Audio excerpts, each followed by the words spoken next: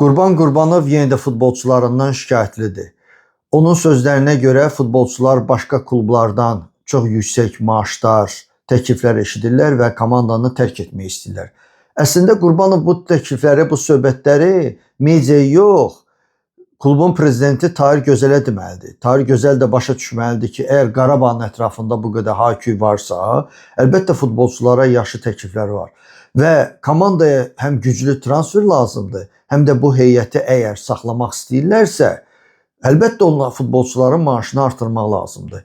Əziz tamaşaçılar, əgər siz 1000 manat maaş alırsınızsa, sizə 3000, 4000 təklif olunursa gedməyəcəksiniz, əlbəttə gedəcəksiniz. Futbolçular da elənciyinədir. 2 qat, 3 qatını istəyirlər. Sadəcə olaraq indi Qarabağ klubundan asılıdır. Bu pul veriləcək yoxsa yox? Məsəl üçün Elvin getməli idi, legioner olmalı idi. Amma yaxşı təklif elədilər, indi çox güman ki, komandada qalacaq.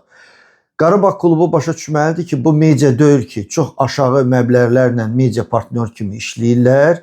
Həmişə sizə dəstək olurlar, amma necə deyərlər, heç məbləğini də istəmirlər qaldırsınlar və siz də o məsələni düşünmürsünüz.